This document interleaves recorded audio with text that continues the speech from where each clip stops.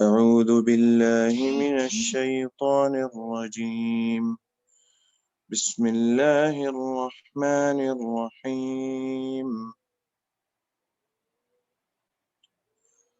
لقد أنزلنا إليكم كتابا فيه ذكركم أفلا تعقلون.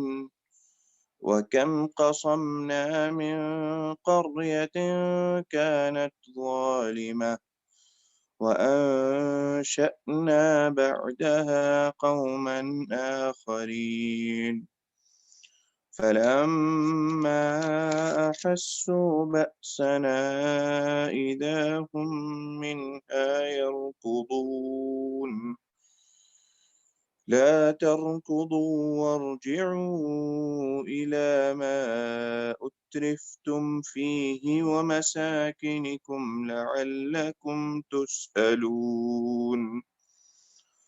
قالوا يا ويلنا إنا كنا ظالمين. فما زالت تلك دعواهم حتى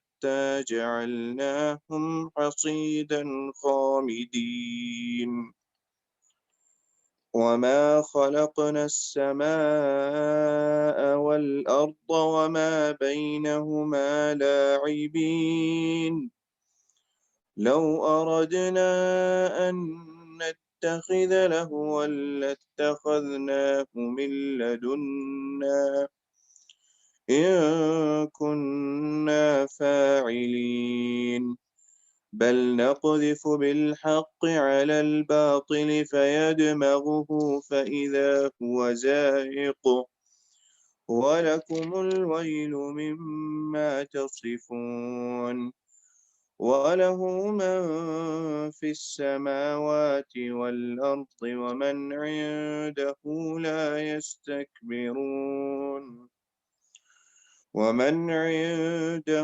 لا يستكبرون عن عبادته ولا يستحسرون. يسبحون الليل والنهار لا يفترون. الحمد لله وحده والصلاة والسلام على نبي لا نبي بعده. أعوذ بالله من الشيطان الرجيم. بسم الله الرحمن الرحيم. لقد أنزلنا إليكم كتابا فيه ذكركم أفلا تعقلون. البتہ تحقیق ہم نے نازل کی تمہاری طرف ایک کتاب جس میں تمہارا ذکر ہے، کیا تم عقل سے کام نہیں لو گے؟ یہ دراصل جواب ہے قریش مکہ کا، جو وہ اعتراض کرتے تھے کہ نبی صلی اللہ علیہ وسلم جو کلام پڑھتے ہیں یہ جادو ہے یا شاعری ہے یا بکھرے ہوئے خیالات ہیں. یہ جو بات کہی جاتی تھی اس کے جواب میں اللہ تعالیٰ نے یہ بات ارشاد فرمائی کہ یہ جو کتاب ہے جو تمہارے سامنے محمد صلی اللہ علیہ وسلم پڑھتے ہیں یہ تو ہماری نازل کی ہوئی کتاب ہے، فیہ ذکرکم، جس میں تمہارا ہی ذکر ہے، تم عقل سے کام نہیں لے رہے. یہاں ذکر کا لفظ جو ہے وہ 3 معنوں میں استعمال کیا گیا ہے. ذکر کا ایک مفہوم تو وہی ہے جو عام طور پر لیا جاتا ہے جس کا معنی ہے نصیحت وغیرہ. ان هو الا ذکر للعالمین، یہ قرآن مجید جو ہے یہ نصیحت ہے سارے جہان والوں کے لیے. اس معنی کے اعتبار سے مطلب یہ ہوگا کہ یہ جو کتاب ہے اس میں اہل مکہ کے لیے نصیحت کا سامان ہے اور انہیں عقل سے کام لینا چاہیے، اس کتاب سے نصیحت حاصل کرنی چاہیے، نہ کہ اس کو شاعروں کا کلام یا کاہنوں کا کلام یا جادو کی باتیں یا پراگندہ خیالات کہنا چاہیے، بلکہ اس پہ غور و فکر کریں اور اس سے نصیحت حاصل کریں. ایک دوسرا معنی ہے ذکر کا جس کا مطلب ہے عزت اور شرف. اس معنی کے اعتبار سے مفہوم یہ ہوگا کہ یہ کتاب جو ہے اس میں اس پر ایمان لانے سے تمہاری عزت اور تمہاری شرف میں اضافہ ہوگا. جو لوگ ایمان لے آئیں گے ان کے لیے اس قرآن میں، اس کتاب میں عزت ہے اور شرف ہے. افلا تعقلون. اور یہ بات نبی صلی اللہ علیہ وسلم نے حدیث میں بھی ارشاد فرمائی، ان اللہ یرفع بہذا الکتاب اقواما ویضع بہ آخرین. یہ جو کتاب ہے، اس کتاب کے لیے، اس کتاب پہ ایمان لانے کے نتیجے میں اللہ تعالیٰ بعض لوگوں کو عزت اور شرف عطا فرماتے ہیں، اور جو لوگ ایمان نہیں لاتے ان کے لیے یہ کتاب ذلت اور رسوائی کا باعث بنتی ہے. یہ شرف کے معنوں میں بھی استعمال ہوا. اور تیسرا معنی جو تذکرہ یا بیان، وہ بھی معنی ہے اس کا، جس کا اس معنی کے اعتبار سے مفہوم یہ ہوگا کہ اس کتاب میں تمہارے ہی حالات اور واقعات بیان کیے گئے ہیں، تمہارے عقائد کا ذکر ہے، تمہارے معاملات کا ذکر ہے، اور تمہارے خیالات کا ذکر ہے، یا پھر اس سے پہلی قومیں جنہوں نے نبی صلی اللہ علیہ وسلم کو جھٹلا دیا ان کے واقعات ہیں، ان کا ذکر ہے. اس معنی میں اس کا مطلب یہ ہوگا کہ قریش مکہ جو ہیں انہی کے حالات اور واقعات اور عقائد جو ہیں وہ اس کتاب میں بیان کیے گئے ہیں، اور انہیں عقل سے کام لینا چاہیے. اور ایک بڑے معروف قریشی سردار تھے حضرت عنف بن قیس، انہوں نے ایک اور معنی میں اس لفظ کو لیا اپنی ذات کے بارے میں، کہ جب انہوں نے یہ آیت پڑھی تو انہوں نے ان کے ذہن میں یہ خیال آیا کہ اللہ تعالیٰ نے یہ بات ارشاد فرمائی ہے کہ فی ذکرکم، کہ اس میں تمہارا بھی ذکر ہے، تو اس کا مطلب یہ ہے کہ اس میں میرا ذکر بھی ہونا چاہیے، ہر فرد کا ذکر ہونا چاہیے اس میں. انہوں نے قرآن مجید کو اس اعتبار سے پڑھنا شروع کیا، تو جہاں کہیں بہت ہی زیادہ متقی، نیک اور پرہیزگار لوگوں کا ذکر آتا ہے کہ وہ تہجد کے لیے اٹھتے ہیں، استغفار کرتے ہیں، روتے روتے ہیں اللہ کے حضور، تو انہوں نے اپنے طور پہ یہ گمان کیا کہ میں اتنا نیک پرہیزگار تو نہیں ہوں، ایمان تو لایا ہوں، لیکن جو یہ درجہ ہے متقی اور نیک لوگوں کا وہ تو مجھے حاصل نہیں ہے. اس لیے ان آیتوں سے گزر گیا. پھر کچھ اور آیتیں پڑھی جن میں بعض ایسے لوگوں کا ذکر تھا کہ جو قرآن سنتے ہیں تو تکبر کرتے ہیں، منہ موڑ لیتے ہیں، اللہ تعالیٰ کی آیتوں کو جھٹلا دیتے ہیں. تو حضرت عنف بن قیس کہنے لگے کہ یا اللہ، میرا معاملہ ایسا بھی نہیں ہے، اور میں پناہ چاہتا ہوں ایسے معاملے سے کہ ہم اللہ کے رسول کو جھٹلا دیں یا تکبر کی راہ اختیار کریں. چنانچہ اس کے بعد کچھ اور آیتیں تلاوت کی. وہ سورہ توبہ کی یہ آیت جو تھی، وَآخَرُونَ اعْتَرَفُوا بِذُنُوبِهِمْ، کچھ لوگ ایسے ہیں جنہوں نے اپنے گناہوں کا اعتراف کیا، خَلَطُوا عَمَلًا صَالِحًا وَآخَرَ سَيِّئًا، ان کے کچھ اعمال جو ہیں اچھے بھی ہیں اور کچھ برے ہیں، ملے جلے اعمال ہیں ان کے. عَسَى اللَّهُ أَن يَتُوبَ عَلَيْهِمْ، آگے ہے کہ ممکن ہے، قریب ہے کہ اللہ تعالیٰ ان پہ نظر کرم فرمائے، ان کے گناہ معاف فرما دے. ان اللہ غفور الرحیم، بے شک اللہ تعالیٰ بخشنے والا ہے، مہربان ہے. تو حضرت عنف بن قیس کہنے لگے کہ ہاں، میرا یہ معاملہ واقعی ایسا ہی ہے کہ میرے کچھ اچھے اعمال بھی ہیں اور کچھ برے اعمال بھی ہیں، اور ہمیں اللہ تعالیٰ سے یہ توقع بھی ہے کہ اللہ تعالیٰ اپنے فضل سے اور اپنی رحمت سے ہمارے گناہ معاف فرما دے گا. تو کہنے لگے کہ یا اللہ، تیرا شکر ہے کہ تو نے اپنی کتاب میں ہمیں بھی یاد رکھا ہے، ہمیں بلایا نہیں ہے. تو اس طرح اگر انسان دیکھے تو ہر فرض کا کسی نہ کسی اعتبار سے ذکر آتا ہے اس قرآن مجید میں، اور اسی اعتبار سے اس قرآن کی تلاوت کرنی چاہیے. نمازی لوگوں کے ذکر بھی ہے، بے نماز لوگوں کا ذکر بھی ہے، اور روزہ دار لوگوں کا ذکر بھی ہے، بے نمازی لوگوں کا ذکر بھی ہے. جو اللہ کے نیک اور متقی بندے ہیں ان کا ذکر بھی ہے، جو فاسق اور فاجر ہیں ان کا ذکر بھی ہے، جو جنتی ہیں ان کا ذکر بھی ہے، جو جہنمی ہیں ان کا ذکر بھی ہے. اس لیے یہ جو فکر تھی یا سوچ تھی حضرت انس بن قیس کی، وہ اس اعتبار سے بڑی اچھی تھی کہ انہوں نے اپنے آپ کو یا اپنی ذات کو تلاش کیا اس قرآن مجید میں، اور اسی اعتبار سے ہمیں بھی قرآن مجید کی تلاوت کرنی چاہیے کہ ہم دیکھیں کہ ہمارا ذکر کن لوگوں میں آتا ہے، اور ہمیں بھی کوشش یہ کرنی چاہیے کہ کم از کم وہ درجہ تو ہو جس میں اللہ تعالیٰ فرماتے ہیں کہ ان کے گناہ بھی ہیں اور نیکیاں بھی ہیں، اور ان کو توقع رکھنی چاہیے کہ میں اپنی رحمت سے اور اپنے فضل سے انہیں معاف کر دوں گا۔ آگے پھر اللہ تعالیٰ نے یہ بات ارشاد فرمائی کہ جو لوگ اس قرآن پہ ایمان لے آتے ہیں ان کا معاملہ تو یہ ہے کہ اللہ تعالیٰ کو عزت اور شرف بخشتے ہیں، اور جو ایمان نہیں لاتے ان کا معاملہ کیسا ہے، وہ آگے اللہ فرماتے ہیں کم قسمنا من قریۃ کانت ظالمۃ، کہ بہت سی بستیاں ایسی تھیں جنہوں نے اپنے آپ پہ ظلم کیا۔ یہاں ظلم سے مراد ہے انبیاء کو جھٹلا دینا، انبیاء پہ ایمان نہ لانا، انبیاء کا استہزاء کرنا، یہ مراد ہے کہ بہت سی قومیں ایسی تھیں، بہت سی بستیاں ایسی تھیں جن کی طرف ہم نے انبیاء بھیجے، رسول بھیجے،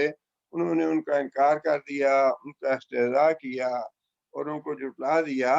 تو ہم نے ان کو پیس کے رکھ دیا، قسمنا تباہ کر دیا، ہلاک کر دیا، وانشأنا بعدها قوما آخرین، اور ان کی ہلاکت کے بعد ہم دوسری قوم کو لے آئے ان کی جگہ پہ۔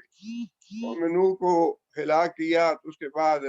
قوم عاد کو اللہ لے آئے، قوم عاد کو ہلاک کیا تو قوم سمود اللہ تعالیٰ لے آئے، اسی طرح ایک قوم کو ہلاک کیا تو اس کے بعد دوسری قوم کو لے آئے۔ اللہ فرماتے ہیں فلما احسوا باسنا اذا هم منها يركضون، فلما احسوا باسنا، اور قوموں کا معاملہ ایسا رہا کہ جب انہوں نے محسوس کیا، جب انہوں نے ہمارے عذاب کے آتے ہوئے علامتیں دیکھیں، نشانیاں دیکھیں، یرکضون، تو انہوں نے بھاگنا شروع کر دیا۔ رکضا کہتے ہیں اونٹ پہ بیٹھے ہوا آدمی جب ایڑی لگا کے بگاتا ہے گھوڑے کو، تو اس کو رکضا کہتے ہیں کہ اس نے اونٹ کو گھوڑے کو ایڑی لگا کے بگایا۔ تو اللہ فرماتے ہیں کہ جب جھٹلانے والی قوموں پر ہمارا عذاب آیا تو ان کا رد عمل یہ تھا کہ انہوں نے عذاب کی علامات محسوس کرتے ہوئے بچنے کے لیے وہاں سے بھاگنا شروع کر دیا۔ لا ترکضوا وارجعوا الی ما اترفتم فیہ ومساکنکم لعلکم تسألون، آگے اللہ فرماتے ہیں کہ لا ترکضوا، اب بھاگتے کیوں ہو؟ بھاگنے کا فائدہ نہیں ہے، اللہ کی پکڑ سے بچ نہیں سکتے، بلکہ یہ جو تمہارے عشرت قدے ہیں، جہاں تم عیش و عشرت کی زندگی بسر کر رہے تھے اور یہ سمجھ رہے تھے کوئی تمہیں پوچھنے والا نہیں، کوئی تم سے حساب لینے والا نہیں، اب ذرا اپنے ان عشرت قدوں میں واپس تو آؤ، اور واپس آ کے دیکھو کہ جو خدام کی جماعتیں تمہارے لیے حاضر تھیں، جو ہر وقت تمہاری خدمت کرتی رہتی تھیں، ممکن ہے ان خدام کو تم وہاں پاؤ اور وہ تمہاری خیر خبر لیں، تمہاری خدمت کریں۔ یہ ایک تنزیہ سی بات ہے کہ جن عشرت قدوں میں تم نے زندگیاں بسر کی ہیں، عیش و عشرت کرتے رہے ہو، اللہ کے رسول کا استہزاء کرتے رہے ہو اور اللہ کے رسول کو جھٹلاتے رہے ہو، اب عذاب آیا ہے تو اب یہاں سے باتیں کیوں ہو؟ اپنی عشرت قدوں میں ٹھہرے رہو، ممکن ہے وہ تمہارے ملازم اور نوکر جو ہیں وہ آئیں تمہارے حال چال پوچھنے کے لیے یا تمہارا یہ عذاب ٹالنے کے لیے آ جائیں وہ۔ آگے اللہ فرماتے ہیں قالوا یا ویلنا انا کنا ظالمین، جب انہیں یہ محسوس ہو گیا کہ یہ عذاب تو ٹلنے والا نہیں ہے تو پھر انہوں نے اس بات کا اعتراف کیا کہ ہائے افسوس انا کنا ظالمین، کہ واقعی ہم ہی ظالم تھے۔ اب یہ معاملہ تو جتنے بھی ظالم لوگ ہیں یا ظالم قومیں تھیں، جب ان پہ اللہ کا عذاب آیا، اللہ کی پکڑ آئی، تو انہوں نے خود اعتراف کیا کہ ہاں واقعی ہم نے جھٹلا کے اللہ کو یا اللہ کے رسول کو تو اپنے آپ پہ ظلم کیا ہے، اور اس کے نتیجے میں اللہ کا عذاب اور اللہ کی پکڑ آئی ہے۔ فما زالت تلك دعواهم حتى جعلناهم حصيدا خامدين. وہ اس بات کا اعتراف کرتے رہے، مسلسل اس بات کا اعتراف کرتے رہے، یہی بات اپنی زبان سے نکالتے رہے کہ ہم نے ظلم کیا، ہم ظالم ہیں، ہم سے غلطی ہوئی، ہم سے کوتاہی ہوئی۔ حتیٰ جعلناہم حصیدا، اللہ فرماتے ہیں کہ پھر ہم نے ان کے اعتراف کی وجہ سے چھوڑا نہیں ان کو۔ اللہ کا عذاب جو ہے وہ آ کے رہا، حتیٰ کہ ہم نے ان کو کٹی ہوئی کھیتی کی مانند کر دیا یا بجھی ہوئی راہ کی طرح کر دیا۔ مطلب یہ کہ مکمل طور پہ ان کو تباہ و ہلاک کر دیا اور کوئی بھی ان میں سے بچا نہیں۔ عبرت کے لیے اللہ تعالیٰ نے بہت سی قوموں کے واقعات اور تاریخ میں بہت سے لوگوں کے واقعات بھی موجود ہیں۔ یمن کا جو عیسائی حکمران تھا ابرہہ، اس نے بیت اللہ شریف پہ حملہ کرنا چاہا اور بیت اللہ شریف کو گرانا چاہا، لیکن ظاہر ہے کہ اللہ تعالیٰ کا گھر تھا، اللہ تعالیٰ نے حفاظت کی اس کی۔ جب وہ مزدلفہ اور یمن کے درمیان پہنچا تو اللہ کا عذاب آ گیا اس پہ۔ اب وہ عذاب ایسا تھا اور ایسی اللہ تعالیٰ کی پکڑ سخت تھی کہ جو پتھر وہ پرندے اپنی چوٹوں سے گراتے تھے، ان کی وجہ سے جس پہ بھی وہ پتھر گرتا اس کا گوشت وہاں سے پھٹ جاتا، گوشت گل سڑ جاتا اور ہڈیوں سے اتر جاتا اور خون بہنا شروع ہو جاتا۔ ہر انسان جو ہے اس میں سکت نہ رہتی کہ وہ آگے بڑھتا۔ اور اپنا ابرا کا بھی یہی حال ہوا کہ اس پہ جب بارش ہوئی ان پتھروں کی تو اس کا سارا خون جسم جو تھا وہ گوشت سے خالی ہو گیا، خون بہنے لگا، اور اس نے پکارا اس گائیڈ کو جس کو وہ طائف سے لے کر آئے تھے، طائف کے راستے سے آئے تھے یمن سے مکہ پہ حملہ کرنے کے لیے۔ تو طائف کے جو لوگ تھے انہوں نے سوچا کہ ہم تو اس کا مقابلہ نہیں کر سکتے، تو انہوں نے مفاہمت کے لیے یہ پیشکش کی کہ ہم آپ کو راستہ بتانے کے لیے گائیڈ دے دیتے ہیں، آپ ہمارے بت قلعے کو نہ گرائیں۔ چنانچہ ابراہ نے قبول کر لیا اور وہ گائیڈ جو تھا وہ طائف سے ساتھ آیا مکہ۔ لیکن جب عذاب آیا تو ابراہ نے کہا اسے گائیڈ کو کہ مجھے واپس جانے کا راستہ بتاؤ، میں واپس کہاں جاؤں، کہاں سے جاؤں؟ تو اس نے اس کا جواب تھا کہ این المفار، اب تم باقی کہاں جا سکتے ہو، اللہ کا عذاب اور اللہ کی پکڑ آ گئی ہے، اب تو یہ تمہارے تباہی اور ہلاکت ہے، ساری کی ساری قوم جو تھی وہ تباہ اور برباد ہو گئی۔ اور اللہ تعالیٰ یہی بات ارشاد فرماتے ہیں کہ جب ہمارا عذاب آتا ہے تو پھر اس سے بچنے کی کوئی راہ نہیں ہوتی۔ حتیٰ جعلناہم حصیدا خامدین، حتیٰ کہ ہم اس کو کٹی ہوئی کھیتی کی طرح یا بجھی ہوئی راکھ کی طرح کر دیتے ہیں کہ اس میں کوئی جان کے یا زندگی کے آثار باقی نہیں رہتے۔ یہ جو آیتیں ہیں یا یہ جو اللہ تعالیٰ کے ارشادات ہیں، ان میں کتنا بڑا سبق ہے ہمارے لیے۔ آج کل اللہ تعالیٰ معاف کرے، جس طرح پاکستان میں عالمی جو عورتوں کا خواتین کا دن ہے اس پہ جو کچھ فحاشی عریانی اور بدماشی ہے وہ تو ایک زمانے سے ہوتی ہی چلی آ رہی ہے، لیکن جو دل آزار اور تکلیف دہ اور اللہ کے رسول کی توہین اور اللہ کے رسول کی گستاخی میں کلمے بکواس کیے گئے ہیں یا زبانوں سے نکالے گئے ہیں،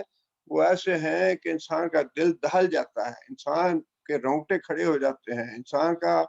دماغ اور دل جو ہے وہ اپنی جگہ پہ قائم نہیں رہتا کہ کتنی جرت ہے اور کتنی یہ جسارت ہے۔ اللہ کے رسول کے حضور ایسی جسارت تو کفار مکہ نے بھی نہیں کی۔ کسی بھی قوم کے جتنے بھی اللہ تعالیٰ نے حالات اور واقعات بیان کیے ہیں اس قرآن مجید میں، کسی قوم نے ایسی جسارت نہیں کی جیسی جسارت اس عالمی دن پہ پاکستان میں اسلام کے نام پہ بننے والے ملک میں اللہ اور اللہ کے رسول کی گستاخی میں کلمات کہے گئے۔ کیا ان لوگوں کو یہ پتہ نہیں؟ اور پھر اللہ تعالیٰ معاف کرے، یہ فرض ہے حکومتوں کا کہ اس طرح کی جو معاملات ہیں ان کو روکیں اور اس طرح کی جو لوگ ہیں ان کو لگام دیں ورنہ پوری کی پوری قوم پہ اللہ کے عذاب آنے میں کوئی، اب یہ تو اللہ تعالیٰ غفور رحیم ہے، اگر اللہ کا عذاب اس کے پاس نہیں آتا تو اس کا مطلب یہی ہے کہ اللہ تعالیٰ بڑے غفور رحیم ہے، بڑے اللہ تعالیٰ حلیم ہیں، حوصلے والے ہیں، اور اللہ تعالیٰ مہلت دے رہے ہیں ہمیں، ورنہ اللہ کا عذاب لانے کے لیے اور پوری قوم کو تباہ اور ہلاک کرنے کے لیے یہ چیزیں کافی ہیں جو کچھ ہو گئی ہیں، اور یہی کچھ ہم پڑھ رہے ہیں۔ اگر اس پڑھے سے ہم یہ سبق حاصل نہیں کرتے تو اس کا مطلب ہے کہ ہم بھی بے عقل اور بدھو اور احمق ہیں۔ عقل کا تقاضا یہی ہے کہ ان چیزوں سے سبق حاصل کیا جائے، اور جو لوگ جن لوگوں کا اختیار کم از کم ایمان کا کم از کم درجہ ایسا ہے، یہ ہے کہ ہم جیسے بالکل بے بس اور بے اختیار لوگ ہیں، وہ دل سے شدید نفرت کا اظہار کریں، اپنی زبان سے کر سکتے ہیں، اپنے قلم سے کر سکتے ہیں، جس طریقے سے بھی کر سکتے ہیں، اپنی نفرت کا اظہار کریں اس سے، اپنی برات کا اظہار کریں اس سے، اور جو اختیار رکھنے والے لوگ ہیں ان پہ یہ واجب ہے کہ وہ ان لوگوں کو سزا دیں ان کی جنہوں نے یہ حرکتیں کی ہیں، اور اگر نہیں کریں گے تو اللہ کا، یہی ہم باتیں پڑھ رہے ہیں کہ جب انہوں نے اللہ تعالیٰ کے انبیاء کو جھٹلایا، ان کا استہزاء کیا اور ان کی تکذیب کی، تو اللہ تعالیٰ کا عذاب آیا ان پہ، وَكَمْ قَصَمْنَا مِنْ قَرْيَةٍ كَانَتْ ظَالِمَةً، یہی وہ ظلم ہے جو ظلم ہم کر رہے ہیں، جو ہماری قوم ظلم اب کر رہی ہے، یہ چند کتنی ہی اقلیت ہے، کسی اقلیت کے کام پہ پوری قوم کا خاموش ہو جانا یہ ایک قومی گناہ بن جائے گا۔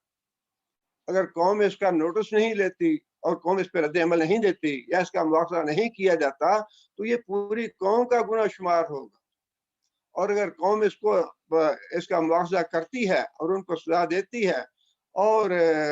جو ان پہ واجب ہے بات حکمرانوں پہ وہ اپنا فرض پورا کرتے ہیں تو قوم بری ہو جائے گی، لیکن اگر قوم اس پہ اپنا رد عمل نہیں دیتی یا قوم اس کی پرواہ نہیں کرتی یا اس کو سنجیدہ نہیں لیتی تو اس کا مطلب یہ ہے کہ پوری قوم اس میں شامل ہے،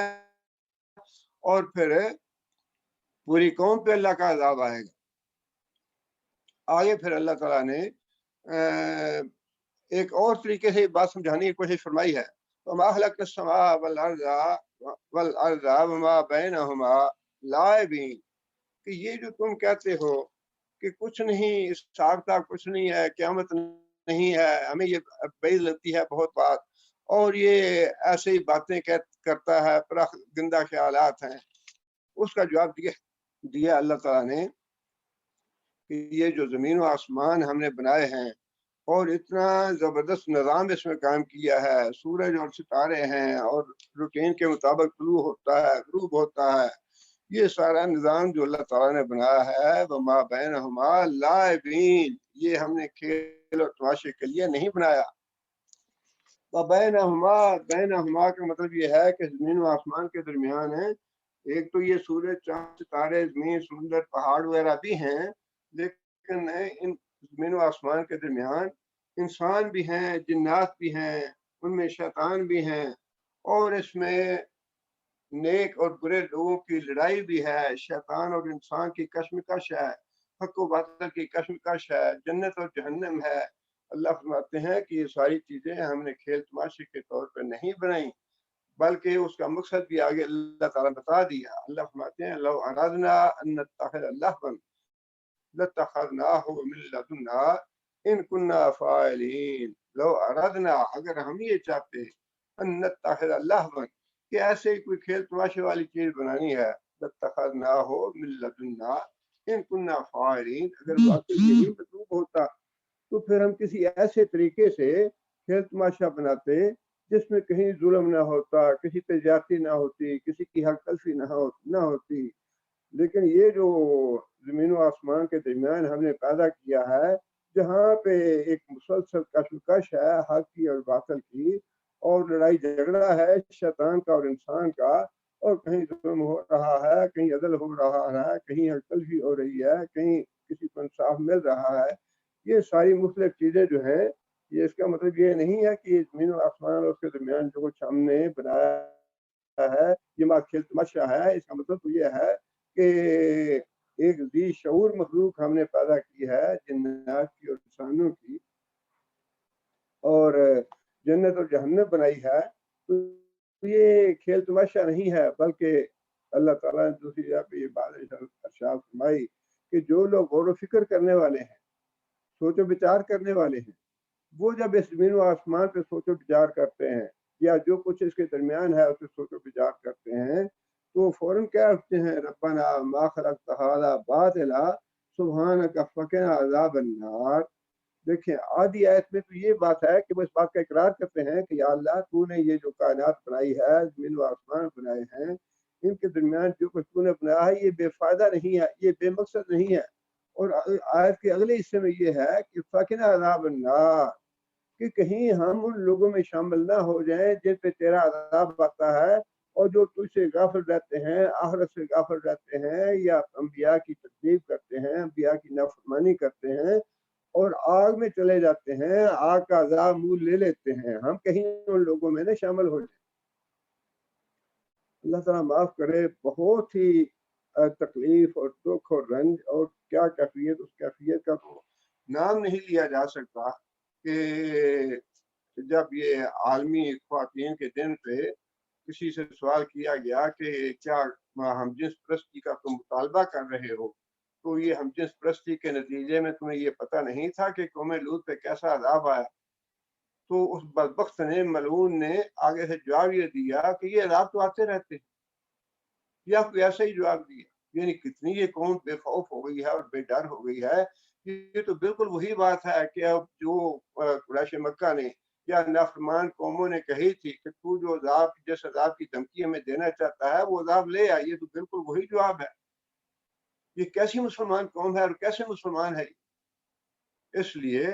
آگے اللہ تعالیٰ نے پھر اس کا جواب بھی دیا ہے، بل نقذف بالحق علی الباطل، ہم حق کے ذریعے باطل پہ چوٹ لگاتے ہیں، فیدمغہ، اور وہ اس کا دماغ پھوڑ دیتا ہے، فائدہ ہوا ضاحک، اور وہ دفع ہو جاتا ہے۔ یہاں حق سے مراد توحید ہے اور باطل سے مراد شرک ہے۔ مطلب یہ کہ اللہ تعالیٰ کی توحید جو ہے اپنے دلائل کے اعتبار سے ہمیشہ غالب رہی ہے۔ کائنات کے ذرے ذرے سے اللہ تعالیٰ کی توحید کی گواہی کا پتہ چلتا ہے۔ اس نظام سے اور زمین و آسمان کے قیام سے اور زمین و آسمان کے درمیان جو کچھ ہے، اس ساری کائنات کا ذرہ ذرہ جو ہے وہ اللہ تعالیٰ کی وحدانیت کی گواہی دے رہا ہے، اور یہی حق ہے۔ باطل جو ہے اس کی مختلف قسمیں ہیں، کبھی وہ چاند کی پرستش کی صورت میں آتا ہے، کبھی بتوں کی پرستش کی صورت میں آتا ہے، کبھی ستاروں کی پرستش کی صورت میں آتا ہے،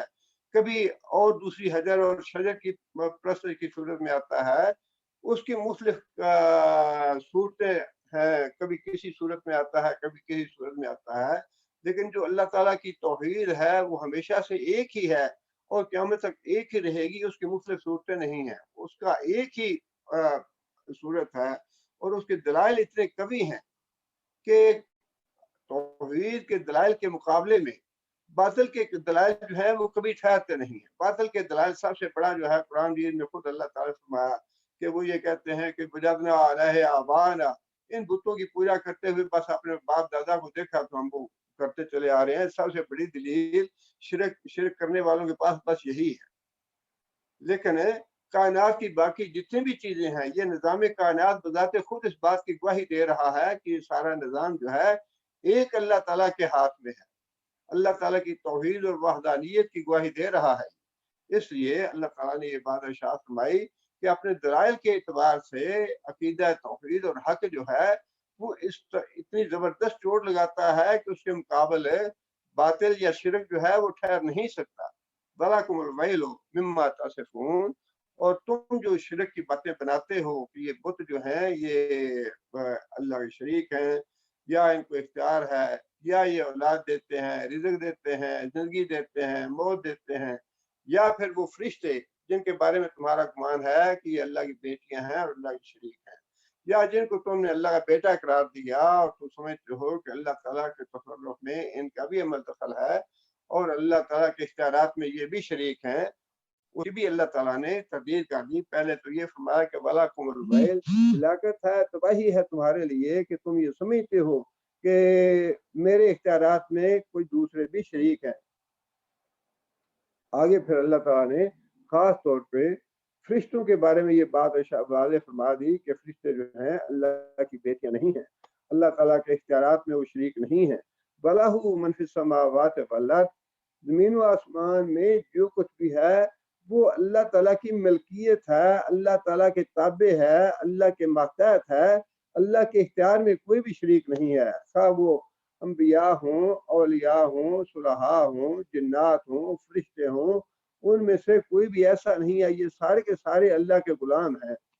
انبیاء بھی اللہ کے غلام ہیں، صلحاء بھی انبیاء کے غلام ہیں، اولیاء بھی اللہ کے غلام ہیں، اور فرشتے بھی اللہ کے غلام ہیں، اللہ کے ماتحت ہیں۔ ان میں سے کوئی بھی ایسا نہیں ہے جس کو اللہ تعالیٰ کے اختیارات میں سے کسی قسم کا اختیار بھی حاصل ہو۔ اس لیے آگے اللہ نے فرما دیا ومن عندہ،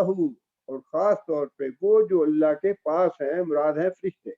لا یستکبرون عن عبادتہ، وہ اللہ تعالیٰ کی عبادت سے سرکشی نہیں کرتے، کبھی انکار نہیں کرتے، ولا یستعسرون، اور نہ ہی اللہ تعالیٰ کی عبادت کرتے ہوئے کبھی تھکتے ہیں۔ یسبحون اللیل والنہار، اور وہ اللہ تعالیٰ کی صبح و شام تسبیح کرتے ہیں، اللہ تعالیٰ کی حمد و ثنا کرتے ہیں، لا یفترون، اور کبھی وقفہ نہیں کرتے، کبھی دم نہیں لیتے، مسلسل اللہ کی حمد و ثنا کرتے رہتے ہیں۔ اور پھر دوسری جگہ پہ یہ بھی بات ارشاد فرمائی وَيَفْعَلُونَ مَا يُؤْمَرُونَ،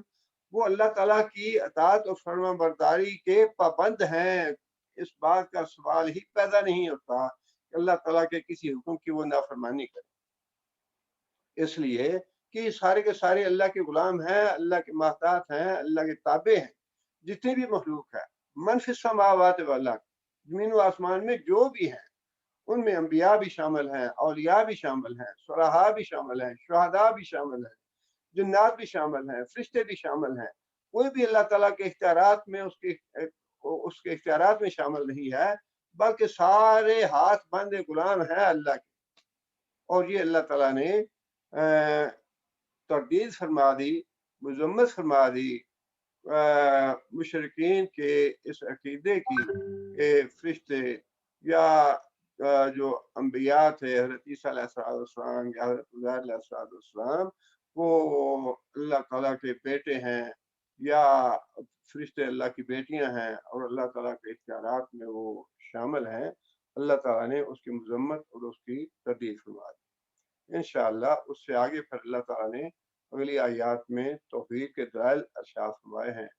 ان کا انشاءاللہ اگلے درس میں ذکر ہوگا۔ سبحان ربک رب العزت عما یصفون وسلام علی المرسلین والحمد للہ رب العالمین۔